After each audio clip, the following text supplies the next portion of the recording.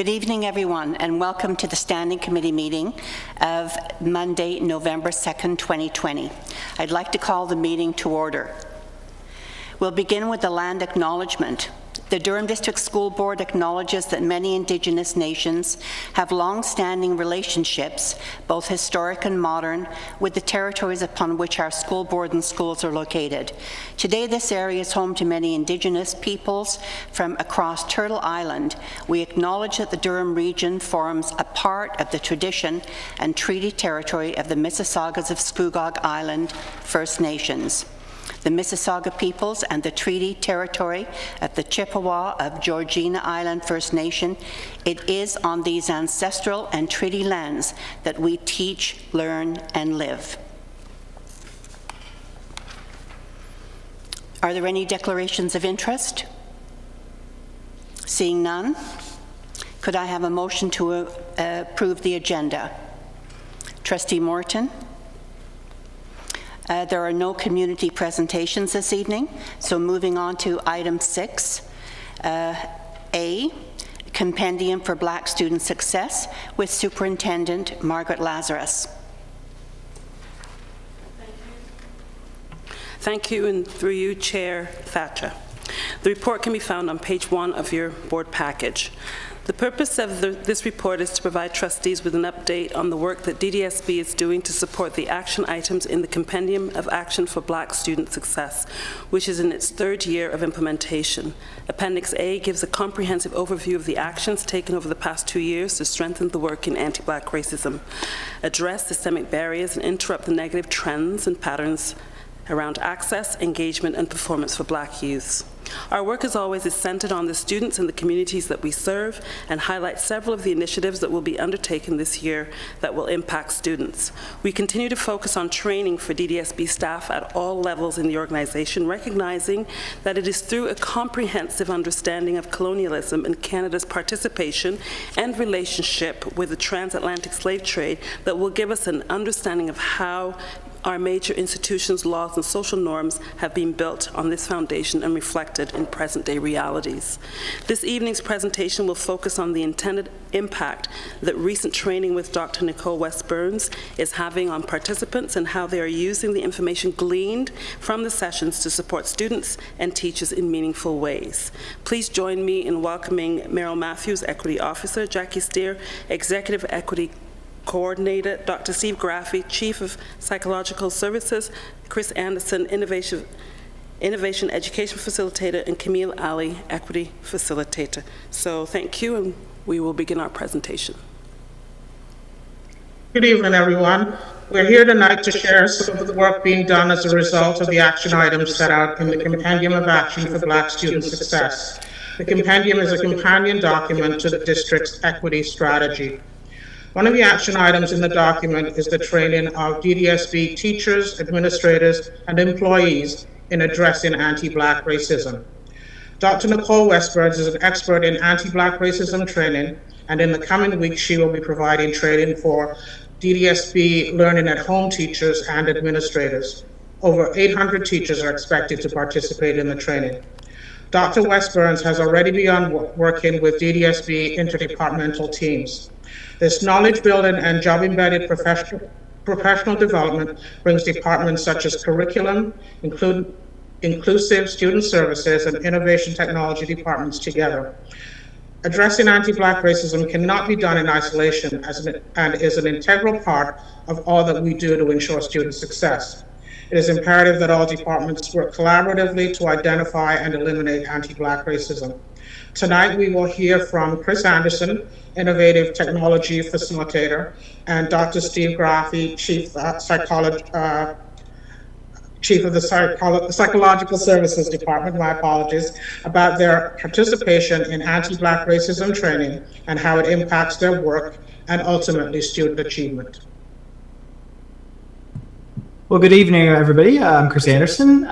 Regarding this PD, I was initially nervous to participate as a moderator for a small group, but I saw it as an opportunity to actually do something rather than just merely vocalize support.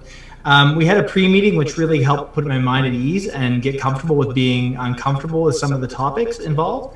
In our actual session, after Dr. Nicole West-Burns was speaking, we had a small group session, and we benefited from having a wide variety of backgrounds and context in that group. And one thing I wanted to do as moderator was really acknowledge and normalize the fact that we're all bringing our own experiences to the discussion, and that's okay. I found our discussion in our group to be very productive and very thought-provoking. It was helpful that in our group where there's a lot of really motivated people that were very positive and wanted to discuss these topics in depth. I think that any unwillingness to share in some of the groups might have been related to a bit of defensiveness, and we need to expect that to happen and model that growth mindset and let people know it's okay that if we've made mistakes or we're talking about our past or our understanding, that it's okay if we have mistakes along the way. We have to model that growth mindset and treat it constructively. We talked about lots of things. One of the key takeaways from my group was how it's kind of hollow to say we want to give people a seat at the table, when in fact the table itself was constructed poorly to begin with, and we need to sort of almost dismantle the table and start from the ground up and build a new table for us all to work at. That's the only real way forward. We had all sorts of discussions about our early experiences with race and how those experiences have shaped our current understanding. It really helps, from what I've seen as a facilitator, to build competence within the system. I know that as I'm working with teachers and helping them plan, especially with the DDSB at home, we're having those conversations about equity and anti-Black racism a lot more frequently. And so these are no longer things that we don't really talk about. And now we talk about them a lot more. So thank you very much for your time. Good evening. I'm Steve Graffey, the Chief of Psychological Services. Staff within Psychological Services have had a chance to participate in a number of the professional learning opportunities on anti-Black racism through the Summer Institutes this year, as well as through the presentation through Dr. Nicole West-Burns. These learning opportunities, along with events occurring in our world, have contributed to our team reviewing its practices with an explicit equity and anti-racist lens. We've constructed a group of staff leaders who we call the Transformative Process Group, to facilitate critical conversations within the context of anti-Black racism, as well as a process of self-reflection. The latter has been enhanced by sessions on white fragility and white privilege, and a session with Charmaine Lane on anti-Black racism as it pertains to the impact of legacy and racial trauma. Admittedly, our conversations are not comfortable, but we have a larger recognition that we need to deconstruct our comfort to do the wake work that is required and work toward a process of what we call realization, an awareness of white privilege and the legacies of oppression, and a fulfillment of anti-racist practice. By extension, we began a process of looking at our own professional practices, including the mental health supports that we provide to students from the Black community, and the importance of talking about the experience of race and anti-Black racism. We've also developed a more critical eye on our assessment practices, with alertness to the need to more fully comprehend the potential risks these practices run, if not utilized with the right context. This critical eye has been borne out more recently, with all 32 members of Psychological Services collectively signing a petition of concern to the Ontario Psychological Association to challenge its more recent training in assessment practices with diverse populations. Our psych team is in process of change, but with the professional learning opportunities we've been afforded through equity and inclusive education, I believe we're on a pathway toward a responsive, anti-racist level of professional practice. Truthfully, as a white male of privilege, this journey is long overdue, and one that I'm both excited about, but also humbled by. Meryl? Since the start of the school year, we have been encouraged by the partnerships and relationships that are continuing to build between departments, and hearing from Psychological Services and Innovation provides you a window into the commitment of our collective efforts to address anti-Black racism. We would also like to share these 3 questions that are a starting point to prepare us for the work of addressing anti-Black racism. How well do I understand the context for ABR work? How well do I understand myself in terms of race, racism, my ideologies and positionality? How well do I understand the possible actions that I might take in my practice? We also want to signal the use of culturally relevant and responsive pedagogy as a mechanism that enables us to enact and mobilize our learning. Thank you, Camille. And the importance of professional learning in addressing anti-Black racism goes beyond just a singular event. Instead, it focuses on building capacity and extending the conversation in our learning. These sessions with Dr. Nicole West Burns will not start from the place of asking if anti-Black racism exists in schools. Rather, they will encourage us to engage in the self-work that is necessary if we want to do the work of addressing, unlearning, and taking action against anti-Black racism. The Compendium of Action for Black Student Success is a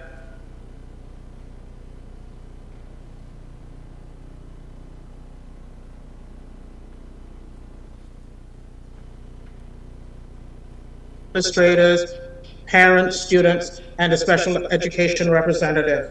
The committee has already begun meeting and it is expected that the review will be completed in the spring of 2021. Leave you with this quote from a book by Ibram X. Kendi on how to be an anti-racist.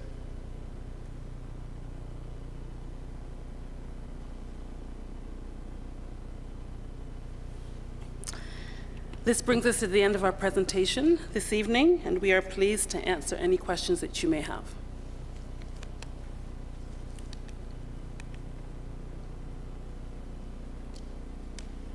Trustee Barnes?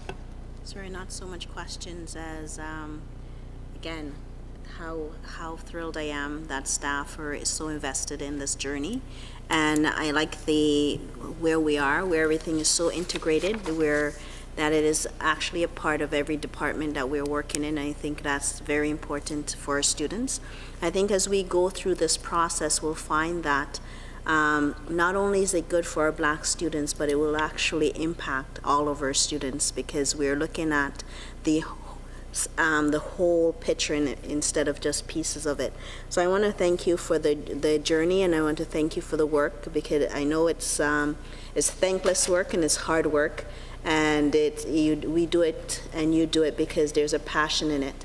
I thank the staff that participated outside of our equity group in regards to sharing some of that learning that took place in those breakout rooms. I think that's very impactful when we hear voices that are outside of that diaspora sharing what the impact of that is. So thank you very much for the work that you do, and thank you very much for putting it forward. Thank you, Trustee Barnes and Superintendent Lazarus, and everyone who joined us virtually. Moving on to item B, Make a Difference, Acting Superintendent Erin Elmhurst.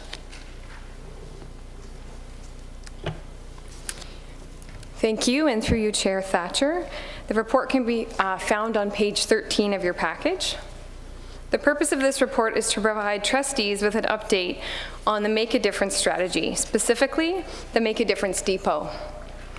As we support the implementation of equity initiatives outlined within our DDSB 2020-2021 operational goals, we are continuing to focus on ensuring inclusion and equitable access to opportunity for all students that focuses on school readiness, success, and community connections. Following Maslow's hierarchy of needs, we recognize that students need their physiological needs met in order for them to be able to learn. In addition, students need to feel comfortable and safe in their learning environments. In recognition of this, the Make a Difference Steering Committee supported the creation of the Make a Difference Depot, which opened its doors last fall, ensuring students have access to the supports and resources they need to be successful. Please join me in welcoming Stacey Lapine, Senior Manager of Early Years Partnership Development and Make a Difference Strategy, and Jackie Promotani, Interim Manager of Early Years, who will provide updates on the Make a Difference Depot and how it is supporting students, families, and educators in the Durham District School Board. Miigwech. Thank you, Acting Superintendent Elmhurst. Chair Thatcher, trustees, and Acting Director Marsh. We are honored to join you this evening to share the exciting work that has been happening at the Durham District School Board's Make a Difference Depot. Jackie and I will be presenting this evening on behalf of our colleague Claire Morgan-Dyer, who is unable to join us at this time. The Make a Difference Poverty Strategy was developed in 2014 in response to a call to action from our Oshawa trustees. The Make a Difference Steering Committee focused on 15 initiatives. One of those initiatives was the creation of a depot that would assist children and youth by providing further access to supports needed to enhance readiness to learn and their overall well-being. After many years of community outreach and cross-departmental planning, the depot, located on the southwest side of Village Union Public School in Oshawa, was officially renamed the Resource Depot and opened its doors on September 25th, 2019. And despite a successful startup for the school year of 2019-2020, it was forced to shut down due to some unforeseen circumstances. The Resource Depot closed its doors in March 2020 due to mandatory school closures as a result of the COVID-19 pandemic. Throughout the closure, our Make a Difference team recognized an increased need in the DDSB community to support families who were feeling additional financial constraints as a result of various impacts from the pandemic. This led to our Students in Need fundraiser, which took place in the spring. Recognizing the current climate and the identified need in our community allowed our team to reflect and rethink the overarching goals of the Make a Difference Depot as outlined in our key initiatives driven through the Make a Difference Steering Committee. Those overarching goals included the depot's 3 areas of focus, which entail a nutrition component, donations of supplies, clothing, and well-being products, and lastly, a program where materials can be resourced in classrooms to support educators' programming. As a result of the pandemic, we wanted our efforts over the summer and into the school year to be responsive to the ever-changing needs of our community. With new health and safety protocols being implemented and the uncertainty of what the return to school would look like, we rebranded the depot to be all-encompassing of those 3 areas of focus and thus changed the name to the Make a Difference Depot. We knew we needed to make a difference in the lives of our DDSB students, families, and educators during this difficult time. Last school year allowed us to focus on accepting donations to get our resource program up and running, to support educators, as well as enhance the breakfast programs in our Make a Difference schools. This year motivated us to put our efforts into ensuring our students and educators had access to materials needed to be successful, whether teaching or learning. Our first area of focus was named the Starfish Store, which is an aspect of the depot that supports students in ensuring they have what they need to be successful by accepting and distributing donations of school supplies, well-being products, and clothing to students in need. With an increased need for every child to have access to their own school supplies, to reduce the amount of high-touch materials and the added change of attending school virtually, we recognized that our depot needed to enhance its donations and distributions. Our next area of focus, the resource program, is an aspect of the depot that had already secured various donations last school year, such as vinyl, fabrics, containers, boxes, and more. These resources came from companies who had an overstock of materials and then donated items to be repurposed in classrooms that would otherwise end up in a landfill. With the implementation of virtual school and the increased need for individualized sets of materials for students, these items were available for educators to utilize in creative and innovative ways to support their learning environments, whether in person or at home. The last area of focus is the nutrition station, which runs in partnership with Durham's Child Nutrition Project to enhance breakfast and snack programs in our Make a Difference schools. After seeing the need from families during the shutdown through the Students in Need fundraiser, we recognized how critical it was to continue to support our students by ensuring they have access to nutritious snacks throughout the day. The next piece that had to have careful consideration was the distribution process and ensuring educators and administrators could access the depot when a need in their school communities arose in a safe and easy manner. The Make a Difference Depot changed its operations from a drop-in center to a sign-up system where educators use an online link to book individual 15-minute time slots to come pick up whatever is needed for their students. This online system also supports the process of contact tracing should that be needed. Wearing a mask in the depot is mandatory at all times, and all individuals are required to sanitize upon entering the space. All educators are also required to complete a daily self-assessment prior to starting their workday and therefore before entering the depot. With the health and safety protocols for staff put in place, the depot was up and running to support our students. Since reopening its doors at the end of the summer, the Make a Difference Depot has secured and distributed donations including backpacks, school supplies, crayons, face shields, masks, binders, books, and much more. The total monetary value of all donations received in this short time is approximately $306,460. We would now like to highlight some voices of our community to speak about the benefits of the depot and how it has impacted them in their role.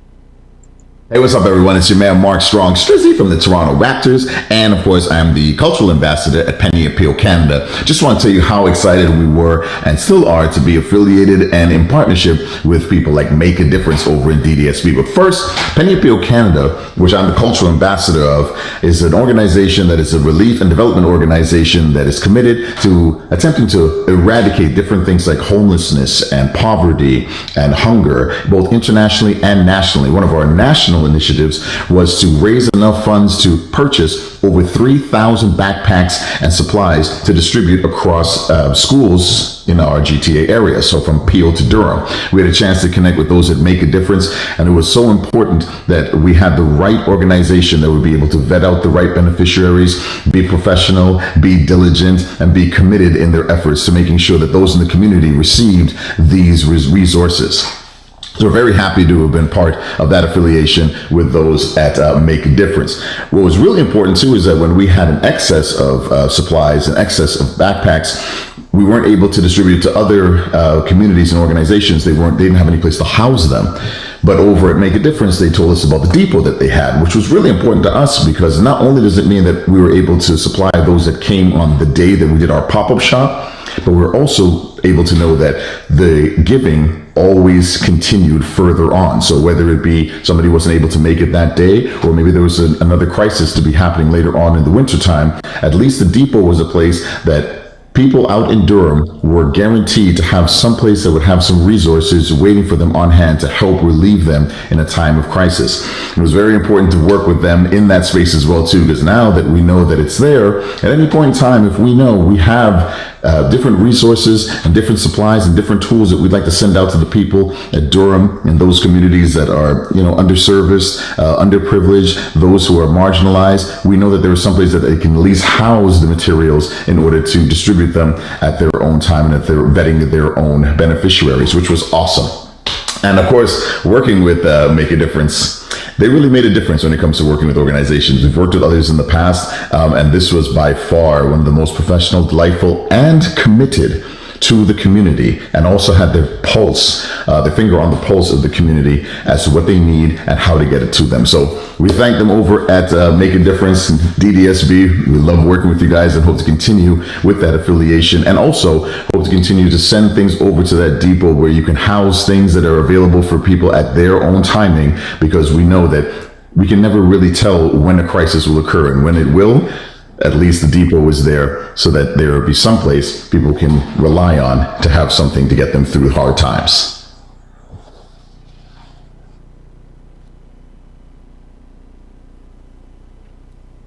On August 31st, 2020, the Make a Difference team, in partnership with Penny Appeal Canada, hosted an outdoor pop-up shop in the GL Roberts parking lot, where families from the GL Roberts family of schools were invited to shop for all the necessary supplies needed to make the transition back to school successful, whether virtual or in person.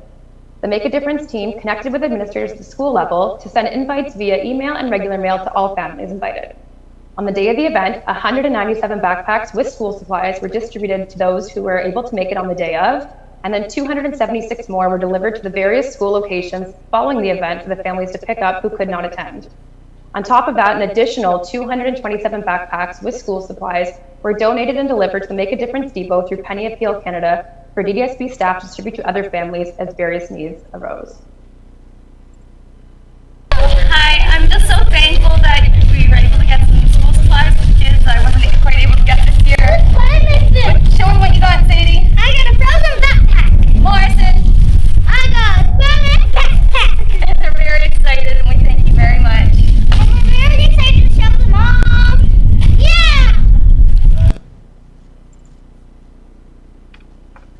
I'd now like to introduce Maya and Melody, an educator team from DDSB at Home.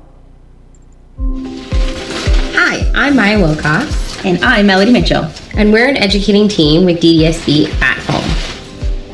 So recently we had the opportunity to access materials from the Resource Depot to help make our work environment more comfortable and more functional. Some of these materials helped us build a little desk for our workspace and helped us store some of our books and things that we use for the classroom. So these materials may have otherwise ended up in a landfill, and we were happy to be able to recycle them here. Along with the Resource Depot, we were also able to access the Starfish Store to provide some of our families that didn't have all of the things that they needed to be successful through virtual learning. We were able to give them a backpack full of supplies that they could use for some of our virtual activities. We were really grateful to be able to access the Starfish Store and the resource program to help support some of our families and ourselves through this difficult time. Thank you so much, Starfish Store and Resource Depot, for all of your help and support. Thank you, Starfish Store and Resource Depot. We couldn't have done it without you.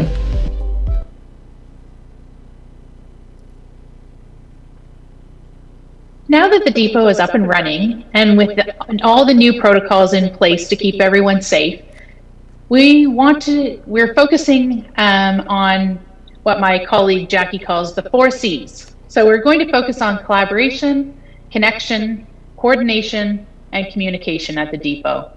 Some key initiatives that we will undertake will be the development of a new Make a Difference subcommittee to our steering committee that will identify Make a Difference school leads that will act as champions at our Make a Difference priority schools.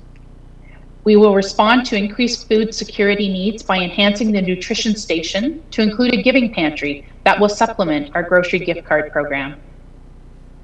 With the cooler weather approaching, we will focus on stocking the Starfish Store, at the depot with winter clothing by reaching out to establish relationships with large department stores like Costco and Walmart. We will also continue to research potential donors and develop a plan to invite them to support our DDSB students. And at the Make a Difference Steering Committee later this month, we will engage in discussions to identify priority areas of focus for the depot. In closing, Jackie and I and Claire would like to thank and acknowledge all of our donors. Without them, this wouldn't be possible. And we are very proud to be making a difference for our Durham District School Board students. Thank you. That concludes our report, and we are open to questions. Trustee Forbes? Sorry. Thank you. I had the opportunity to see the depot about a year ago. Trustee Burns was there, and just was really impressed by the space and just the variety of materials that were available for our educators and students. So all of this update is really welcome news about how you were able to pivot and change so rapidly to meet the needs of our students. So thank you. And Trustee Barnes. Thank you. Thank you. I just wanted to once again talk about our vision of not just teaching students, but actually providing for them in ways that make teaching better. And I think this is one of those initiatives that I know this was a long journey coming, and it was amazing that it actually came up. And I was worried that we wouldn't be able to do that during COVID, which would have been families would have needed even more at this time. So I'm very glad for the update, and I'm glad to see that we're getting so many more sponsors and supporters on board. And I hope that we'll go out advertising it a little bit more, because I do get calls sometimes about organizations wanting to donate to different schools. So I hope that we sort of get the word out more so we can get more people involved in this. So thank you for the work. Thank you, Trustee Forbes and Barnes. Acting Superintendent Elmhurst, thank you so much to you and your team. This is such an important program for many of our families. Moving on to item 7, recommended items, calling on Acting Director Nora Marsh, filling the trustee vacancy on the DDSB. Thank you. Through you, Chair Thatcher. I would like to provide information to trustees relating to the trustee vacancy, and in particular, the direction you gave us in terms of providing you a description of both the options and potential processes. I'll turn it over to Councillor Cotter, who will brief you on that. Thank you. Thank you, Acting Director Marsh, and through you, Chair Thatcher.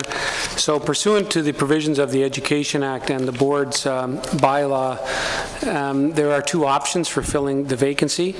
The first option is to proceed by way of election, and if that, in furtherance of that route, the board's bylaw requires that staff provide a report including the previous election results and estimated costs of an election. And you'll see in the report at page 18 we have provided the previous election results for Oshawa, and we have provided the estimated costs for an election, namely $500,000. If the board proceeds by appointment, the bylaw confirms the process for appointment. And there are two options for appointment. One is the unsuccessful candidate from the vacated electoral area, in this case Oshawa, and the second option would be to accept applications for the position. And the bylaws provide specific process if the board accepts application for the position, including addressing the board for 5 minutes in public session by each of the candidates. So that is our report, subject to any questions you may have.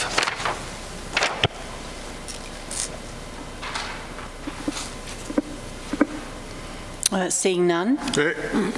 Oh, go ahead, Trustee Barrett. Thank you. Understanding the two options, election at a cost of $500,000, which is, I don't think anybody would want to take $500,000 out of the classroom in today's environment. So I think that's, I'm trusting around the table that it's a non-starter. Understanding that we have to make a recommendation. So, I would put forward a motion that the Board of Trustees establish an appointment committee with the authority vested under the bylaws to be able to make a decision. Understanding that this motion has to come forward to the board for approval and then establishment of a committee, but it would be a recommendation to the next board meeting.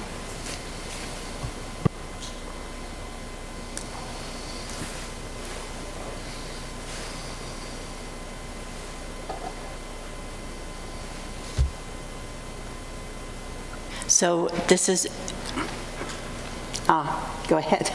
Thank you, Madam Chair. If that's required, I don't think we need a seconder, but I'm in favor of that if you need a seconder for that. I'm just wondering if you could, so it's the Board of Trustees establish or appoints a committee? Establish an appointment committee. Appointment committee? Yeah, in conjunction with the bylaw, and I'm not sure what the number is, Council Cotter. I was just going to use that as, so. If you could help me with the number. I think Trustee Coordinator Cox may have a better memory than me, but I believe it's bylaw number 8. Bylaw number 8. Bylaw 8. Okay, in conjunction with bylaw 8. 8. Okay, so the Board of Trustees establish an appointment committee in conjunction with bylaw 8. I don't believe we need a seconder, but so we have a motion on the table. All in favor? Opposed? Motion carries.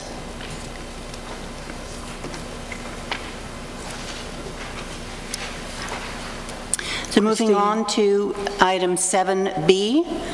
I'm sorry, was there someone I missed? Carolyn. Oh, didn't see that. Sorry about that. Trustee Morton, go ahead. I have a question regarding that motion. The committee that would be established, would that committee involve all trustees, or are we speaking only of a number of trustees? Go ahead, Trustee Barrett. The bylaw is pretty clear that that committee has to consist of a quorum. So doesn't mean everybody has to participate, but there'd have to be a quorum involved at that committee in order to be able to make a decision and then ultimately a recommendation. So Thank you for that explanation. I have a question. Go ahead, Trustee Crawford. Yeah, I just, if we're going to establish a committee, when will the committee report?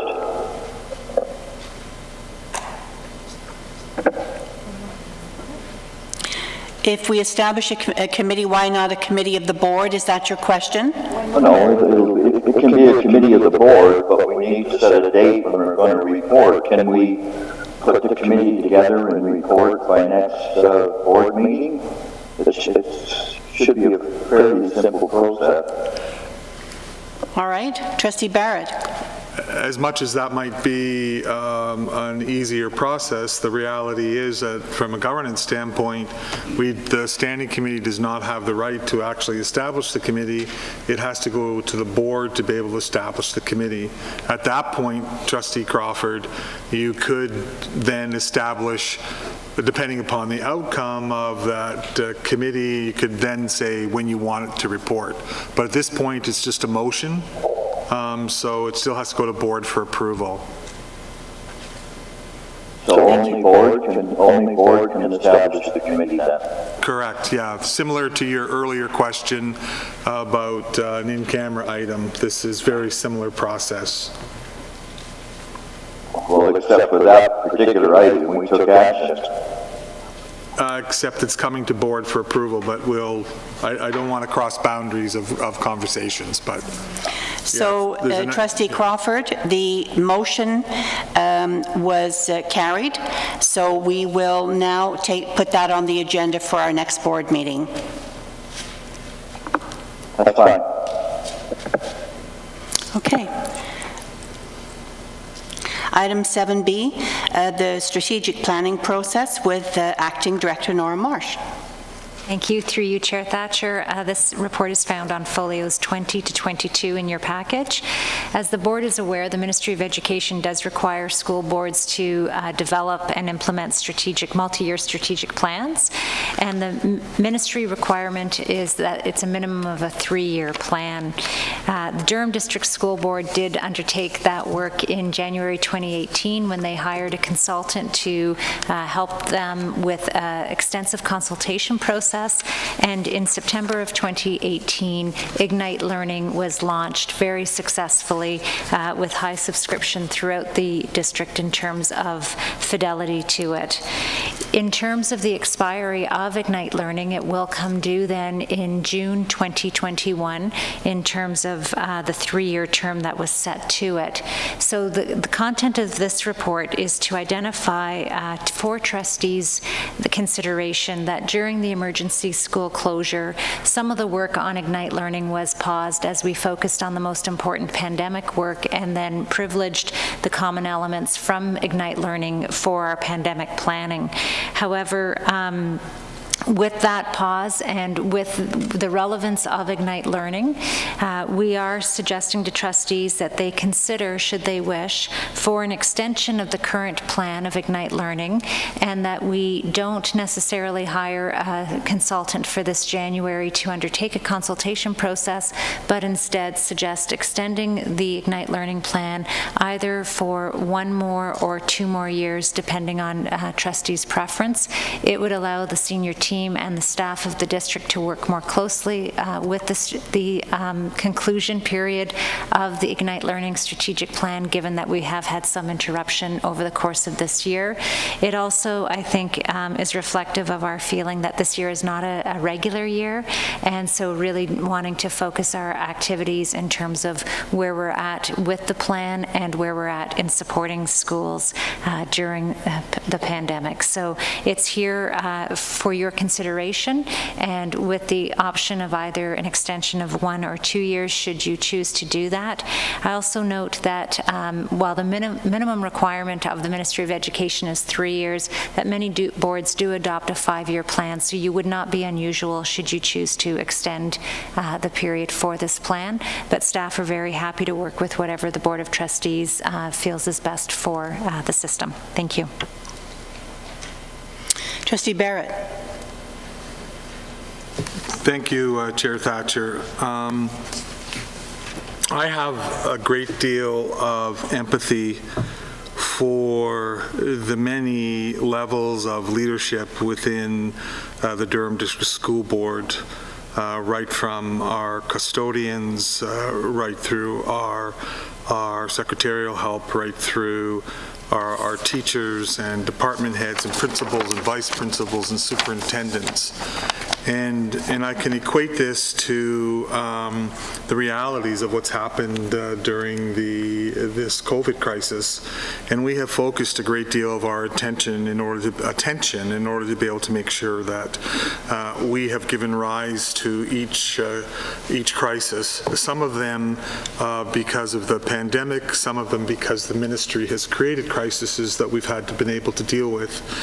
So I know from my own personal experience and from running a business that sometimes the reality is in the environment that sometimes things have to be focused otherwise. So I think it's because we have been paused, because there is an extreme burden of effort, because also I don't believe that we should be spending money on outside consultants over the next couple of years, knowing what we need to be able to continue to invest in our teachers in our classrooms.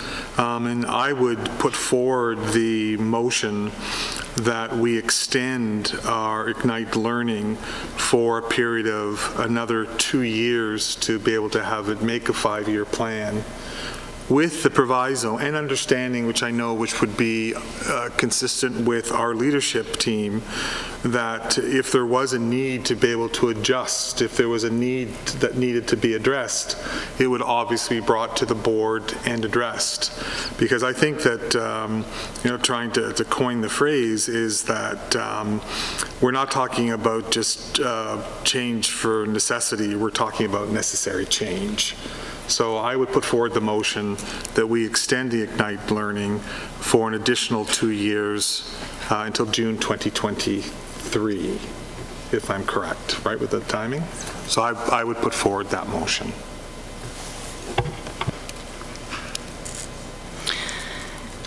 So the motion is to extend our Ignite Learning for an additional 2 years to make a 5-year plan to June 2023. Discussion? Trustee Forbes? Trustee Barnes, sorry. I would second that motion, and with the underlining that we keep an eye on that plan and adjust accordingly, because we don't want to get stalemated for sure. Thank you.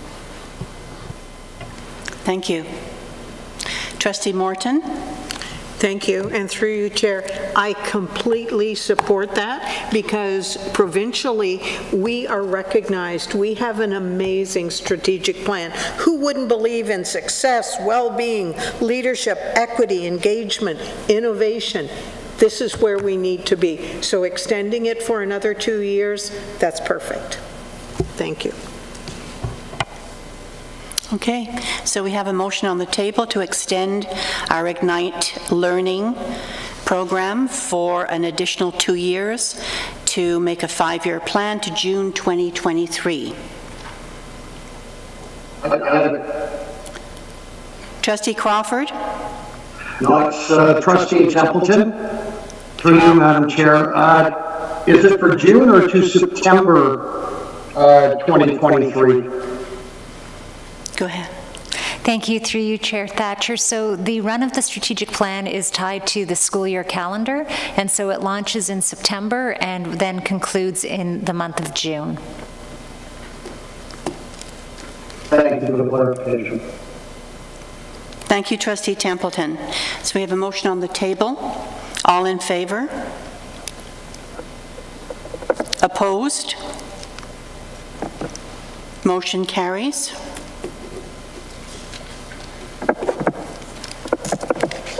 Okay. Item 7C, federal funding allocation by the province. I'm just going to make a few comments myself and then ask Associate Director David Wright if he would add a few comments as well. On August 26, the Ministry announced details of the first phase of federal funding to the province, designed to ensure the safe return to school and protect health of students and staff, and was specifically for adapting learning spaces, improving air ventilation, increased hand sanitation and hygiene, and the purchase of PPE and cleaning supplies. Up to $2 billion was provided. This was across the country to all provinces through the Safe Return to Class Fund, of which Ontario's maximum total allocation was just over $760 million, the first phase of which was $381 million. The Minister of Education announced at that time that $50 million was to be held back to address future pandemic education needs.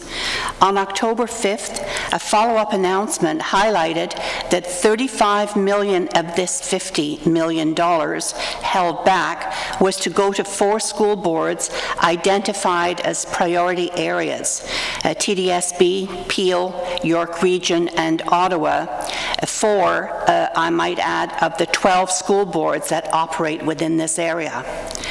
Earlier this year, it was announced by our interim Associate Director, Carla Kisco, that no school has adequate budget for PPE and unpredictable expenses. Each time we meet in these meetings, we talk about additional expenses that we have as school boards. All school boards are facing the same challenges, and therefore, in my opinion, should be funded equitably.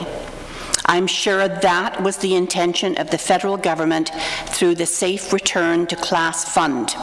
I wanted to raise this concern here with you and ask you if we feel that this distribution of the $35 million is equitable, and also should we consider advocating to the province, to the Ministry of Education, on behalf of the needs of our kids, our staff, our school board.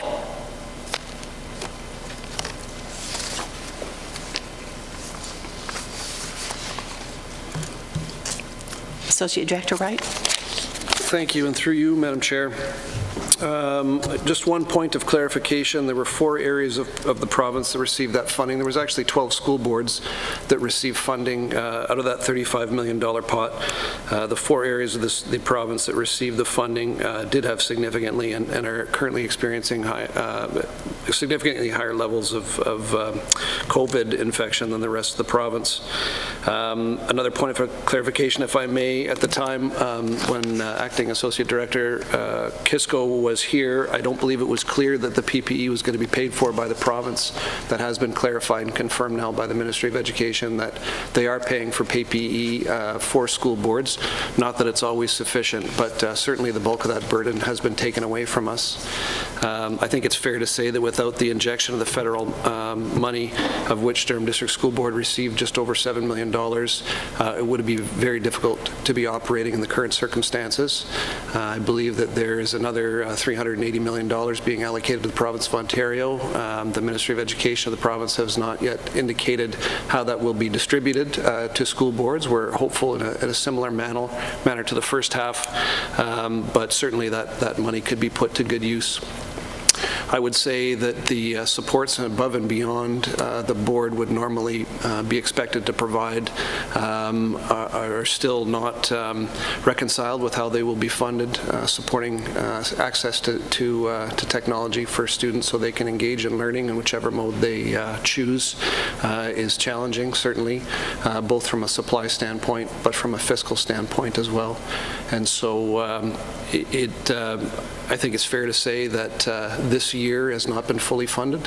I think that school boards and particularly here at Durham District School Board trustees have elected to use reserve funds to the tune of about $8 million to support this year in operations. So certainly I think there's room for advocacy to the provincial government to enhance the funding to fully fund this school year.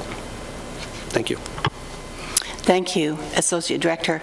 I can't speak for, I do understand that these are what they call, I think they call them hot areas. Anyway, they're definitely areas where they have quite a few cases of COVID. Over the weekend, I noticed the mayor of Brampton was in the news. Of the 250 cases in Peel, I think this was Saturday, just under 200 of them were from Brampton. And the mayor was able to account for around 60% of those cases. He felt they were from the industrial sector for larger households, not from restaurants, not from gyms, and not from schools. Some of these cases were workers coming across the border. So definitely they're hot spots, but I guess my concern is that many of these cases can be accounted for through other particular market sectors. I think we're all in the same position, and I think that we should be advocating to the province, to the Ministry of Education, for additional funding. We knew that we would have issues this year. I think all school boards are in the same position, but I really feel it would be worthwhile for us to advocate to the Ministry for additional funds.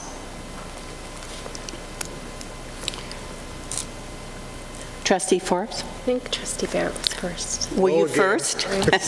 Don't see that light. Trustee Barrett, go ahead. Thank you, Chair Thatcher. I guess I just had one simple question because I didn't quite understand, and if I could. So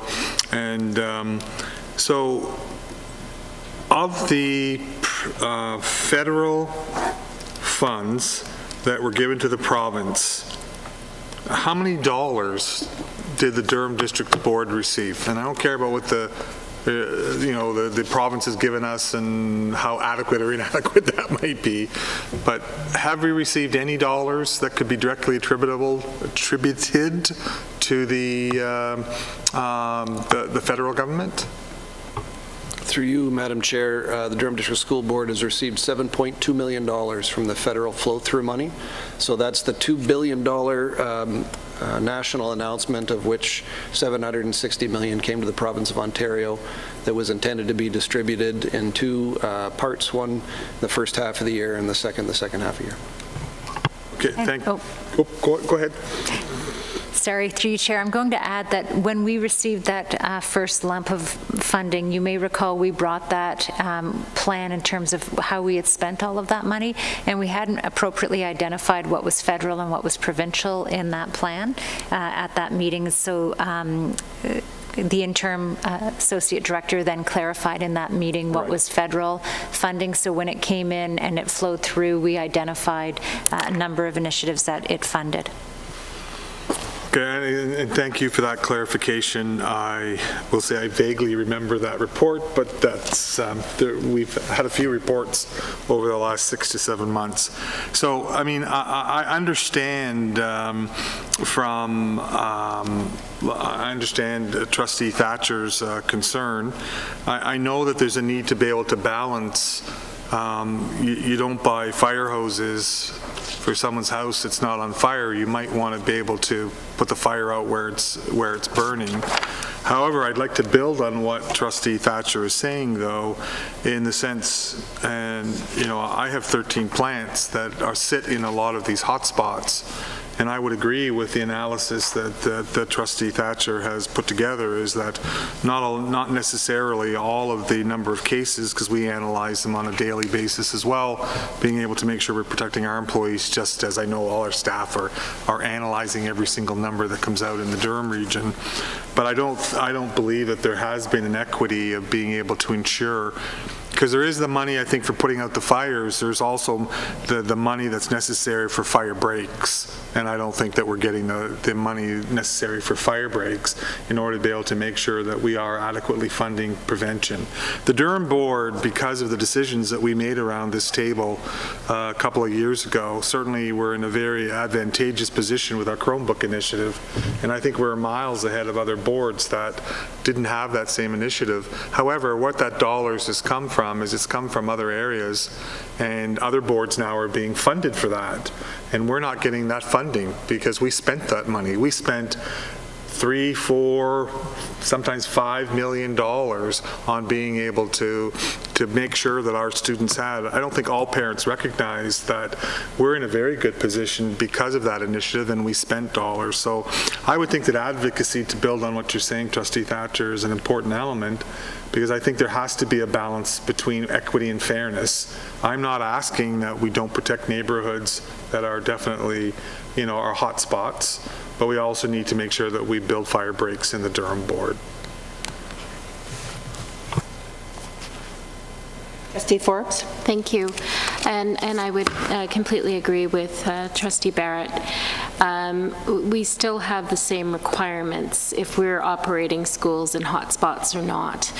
We still have to provide PPE. We still have to fund socially distanced classrooms and staff them accordingly. So I can understand somewhat the rationale, but we still have those expenses. Therefore, I would also completely concur that we should continue to advocate for additional funding.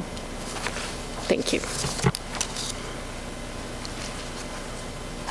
So, Trustee Forbes, would you be willing to put a motion forward to that effect? Sure. So I would make a motion that we write a letter as a board to the Ministry of Education that the Durham District School Board be allocated a proportional allotment of funding that arose from the some $50 million held back of the federal funds to adequately backstop our COVID and pandemic-related expenses. So, putting forward a motion that we write a letter to the Ministry of Education that the Durham District School Board be allocated a proportional allotment of the funding of the $50 million held back for COVID-related expenses from the federal government. Okay. Issues. $50 million from the federal government. And Madam Chair, I think what, if I could interpret what Trustee Forbes was saying, I think she was saying that the Board of Trustees would direct staff to be able to compose and then continuing on with the rest of your motion. Okay, notice that the DDSB would direct staff to write a letter to the Ministry of Education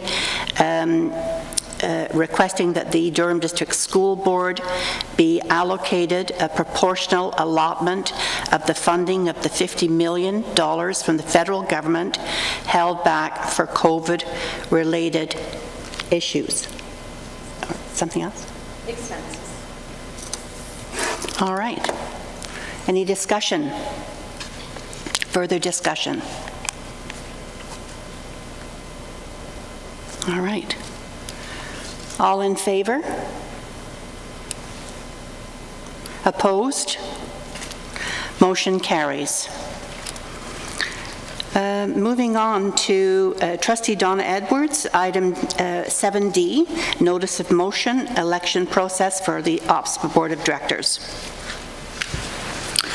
The notice, it's just a notice of motion, so it will be discussed with the board, but basically the issue right now is that the way we currently elect our OPSPA representatives and directors and our alternates is that they're directly related to the position of voting and non-voting member, and therefore usually our alternates don't end up attending the meetings.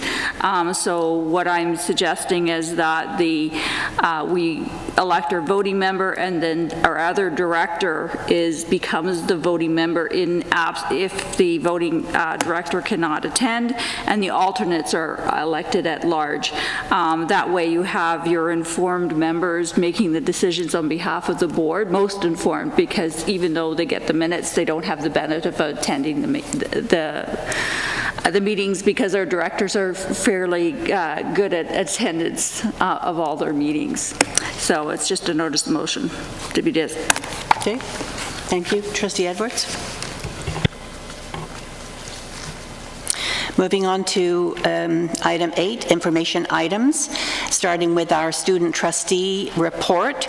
I'm not sure who goes first, but is it Leah, Logan, or is it Arpita or Arpita? It's pronounced Arpita, and I'll be starting. Thank you. So through you, Madam Chair. 2 weeks ago, we hosted our first Student Senate meeting of the year, and the turnout was unbelievable. We organized breakout sessions to delve into each of our working groups and discuss the initiatives that we intend on running throughout this year. Later breaking out into regional discussions, we also gave our senators the floor to discuss the highs and lows experienced at their respective schools. At our upcoming Senate meeting, we will be hosting elections to offer students various positions. In doing so, we're promoting heightened leadership and giving our senators the opportunity to generate their own channels of change. We look forward to progressing alongside these leaders in and out of the Senate meetings to come. From October 22nd to 25th, the three of us, along with many of the student trustees across Ontario, got to engage in the ACO's Fall General Meeting. As ACO's Professional Development Coordinator, I was responsible for the overall organization of the conference, which included connecting with guest speakers, maintaining the technology of the live events, and guiding attendees through the activities planned. The key takeaway from the back end of the conference was the quality of engagement that can be accomplished in spite of the challenges presented in the virtual format.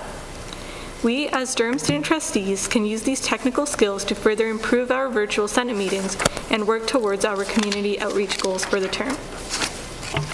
At the conference, we got a chance to hear from many different speakers, such as Ontario's Minister of Education, Stephen Lecce, Deputy Minister of Education, Nancy Naylor, and digital marketing expert, Kareem Perez.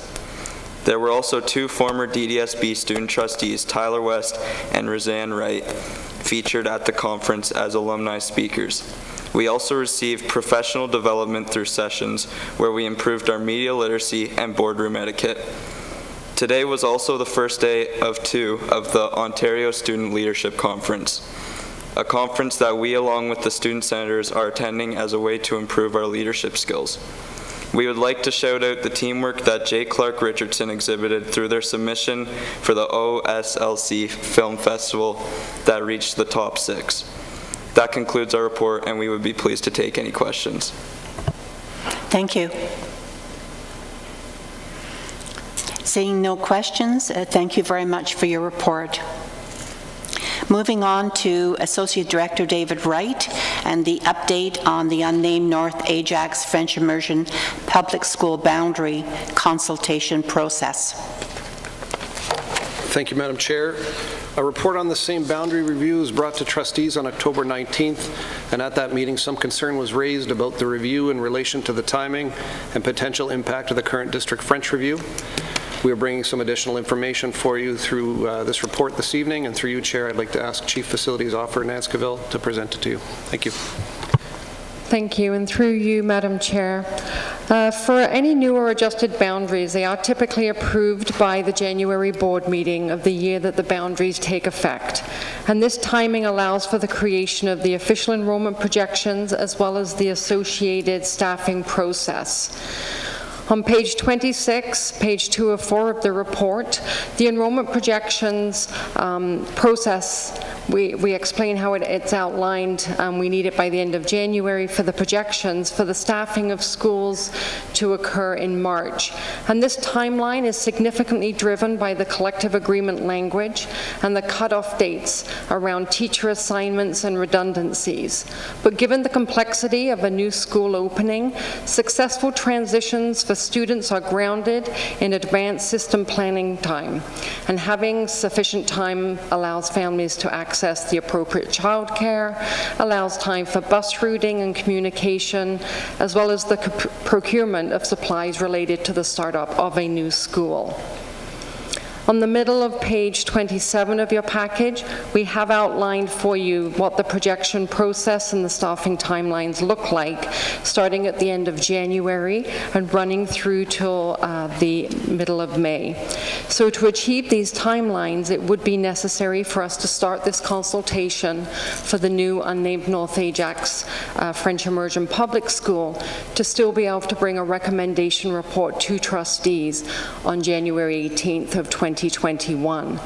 So we are asking, or providing this information for you tonight to show that starting tomorrow, we will be starting officially the consultation process on the new boundaries. Madam Chair, if I may just add to that report. Thank you.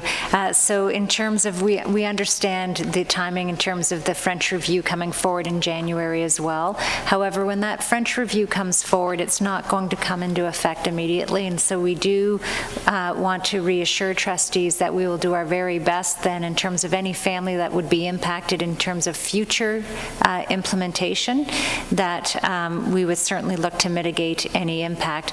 Potentially the highest impact could be on kindergarten when we think about our single-track French immersion schools.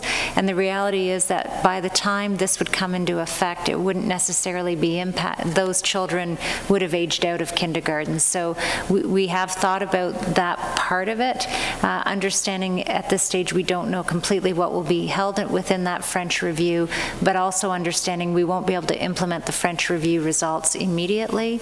And so in those subsequent years, we'll look to implement sensitively to those communities who have most recently been impacted by consultations. Thank you. Thank you, Associate Director Wright. And item C, Explorica data or update with Acting Associate Director Jim Markowski. Thank you, and through you, Chair Thatcher. I want to start off just by thanking you for the opportunity to provide an update on the Explorica trip cancellations necessitated by the pandemic. In consultation with external legal counsel, we've determined that the most effective strategy for dealing with this situation is for the DDSB to bring an application to the court for a declaration of insurance coverage. To facilitate this action, we sent a letter last week to affected families seeking one volunteer family per trip to act as our quote-unquote test case family. These test case families would provide the board with assignments, speaking in legal term, which would provide the DDSB with legal standing to pursue the insurers on their behalf. These actions, if successful, would serve as precedents, meaning that all families with the same coverage for each trip would benefit by the decision. If the insurers refuse to honor a positive test case ruling, the DDSB would then be prepared to explore further legal action as necessary. Our plan is to randomly select one family from each trip as test cases. We understand that unrelated to the board, a proposed class proceeding has been filed. It is important to note that there is no class proceeding until a court has certified a class proceeding. Until that time, it remains a proposed class actions. We anticipate that our proposed application would be adjudicated prior to the certification of any class proceeding. Our DDSB strategy does not preclude families from participating in any class proceeding. We'll be providing further updates directly to impacted families, and that is our update at this time. Thank you.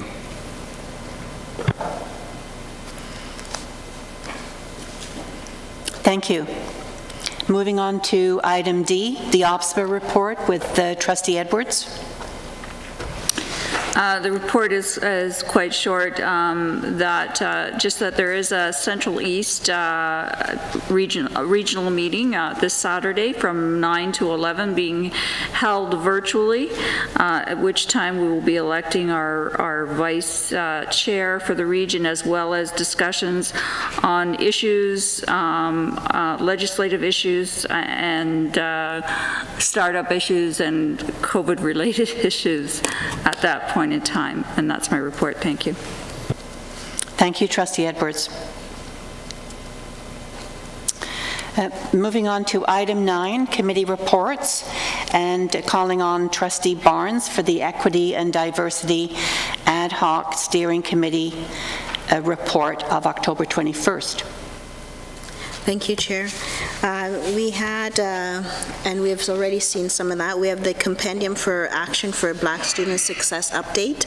Jackie Stair advised the Compendium is in its final year, and the document has been reviewed to address actions that are still to be completed. The committee has established and revised and developed an extension of the committee through members that will advise on the work. The committee is made up of a cross-section of administrators and educators, as well as parents and special education representative, as well as students. The committee is looking at getting input from additional students, as their voice is important to the next version of the student compendium.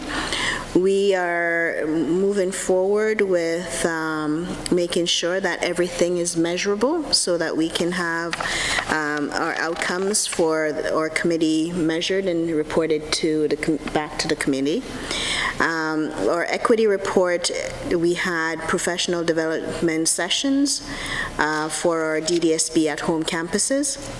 Our Safe School facilitator, Holly Richards, spoke to kindergarten and grade 1 educators about the positive impact that one caring teacher can have in the life of a student, and cited the paradigm shift that we are seeing in education by placing relationship, human rights, and equity at the center of what we do, and how ultimately this will serve in our academic outcomes.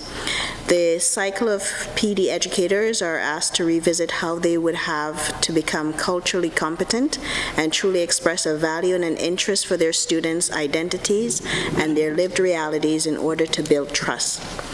Merle Matthews discussed how the Equity Department is continuing the ongoing conversations as a system to work collaboratively with the idea of interdepartmental collaboration around disrupting and dismantling what it means to the system about fighting anti-Black racism. We had an update from Davika Mathur, which shared her role and responsibilities around how we build a culture of human rights by developing a policy and related procedure for the board. She also presented a framework and outlined what some of the content could be, as well as a consultation plan about who we want to engage in the conversation and what input and suggestions we will have. She also reviewed some of the elements that would go into a policy centering around student voice, meaningful engagement for our communities, and looking at systemic approaches for addressing disparities, disproportionate experiences and outcomes, and applying intersectionality and anti-discriminatory principles to everything we do, and not just to this policy, but all our policies and practices as well. That is my report. Thank you.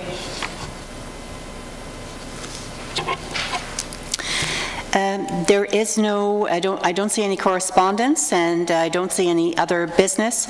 Before we adjourn, I just want to say that we will be moving into a special board meeting. Could I have a motion to adjourn? Trustee Barrett.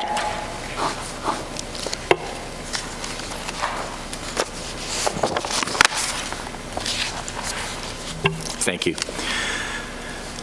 We'll then move into our special board meeting. Could I call the meeting to order? And do we have any declarations of interest? Seeing none, could I have someone move that we enter into the special board meeting? Trustee Thatcher, all in favor? Great.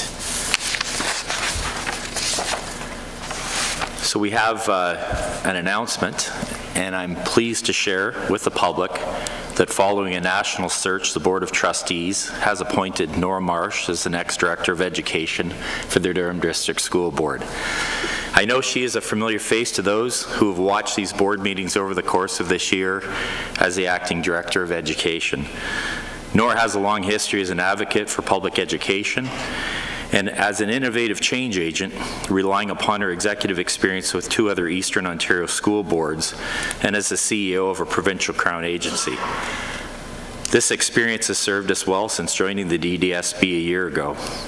Nora has exemplified educational leadership and has skillfully led the district during this period of immense change in the middle of a global pandemic. Staying true to her reputation, she has created an authentic and collaborative culture and partnership with the entire senior team, and we're all looking forward to seeing what they will all accomplish together. In addition, her unrelenting focus on equity, inclusion, student engagement, well-being, and achievement will serve the communities of the Durham District School Board well. I know I speak on behalf of the Board of Trustees when I say that we look forward to continue to work with you to advance our strategic priorities and support the diverse needs of all students. Congratulations, Nora.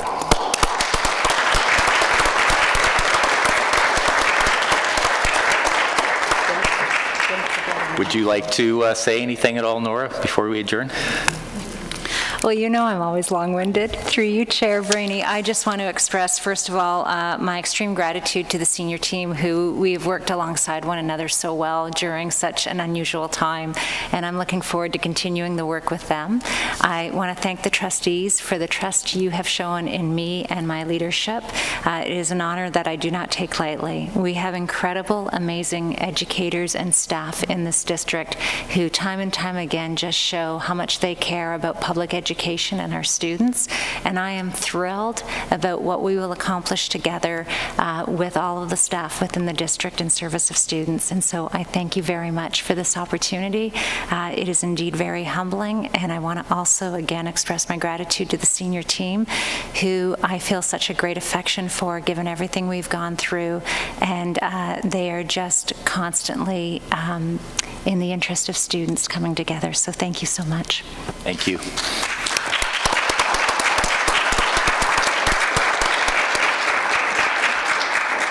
Before we adjourn, I'll just turn it over to Trustee Thatcher, who will read the actions from Committee of the Whole in camera.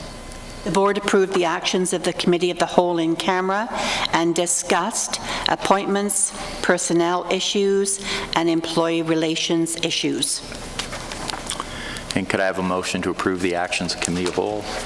Trustee Barrett, all in favor? And also report to Rise and Report. Trustee Morton? I guess we don't need that actually, so we just look for an adjournment. Trustee Morton, all in favor? Okay. Thank you. Have a good night, everyone. Good night, everyone. Good night, everyone.